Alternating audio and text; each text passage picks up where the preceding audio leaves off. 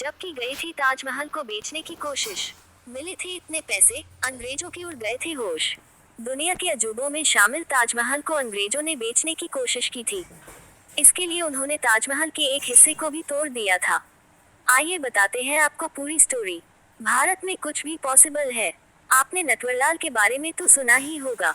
भारत के इस कॉनमैन ने एक नहीं बल्कि तीन तीन बार ताजमहल को बेचने की कोशिश की थी, लेकिन अपनी चालाकियों की वजह से वो मरते दम तक पुलिस के हाथ नहीं लगा। लेकिन क्या आप जानते हैं कि एक समय में अंग्रेजों ने भी ताजमहल को बेचने की कोशिश की थी। इसके लिए उन्होंने ताजमहल के एक हिस्से को तोड़ दिया था और उसके संगमरमर को बेचने की कोशिश की थी। जी हाँ, ये कोई मजाक नहीं है।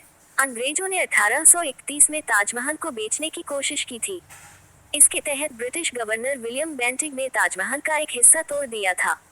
उससे निकले संगमरमर की बोली लगाई गई थी। इस बोली में एक भारतीय ने ताजमहल को खरीदने की पेशकश की, लेकिन खरीद नहीं पाया। आगे क्या हुआ, आइए जानते हैं। कहा जाता है कि गवर्नर विलियम बेंटिंग ने ताजमहल की नीलामी का इश्तेहार अखबारों में दिलवाया था। कई लोगों ने इसके लिए बोली लगाई थी। इसमें आगरा के ही सेठ लक्ष्मी चंद ने सबसे अधिक की बोली लगाई थी।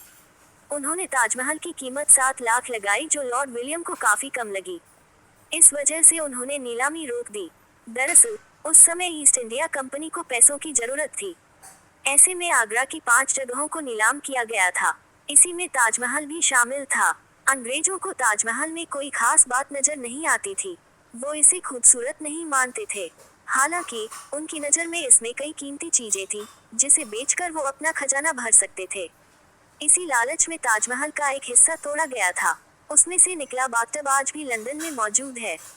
लेकिन जब ताजमहल को तोड़े जाने के बाद उम्मीद के मुताबिक पैसे नहीं मिले, तब अंग्रेजों ने इस प्लान को ड्रॉप कर दिया।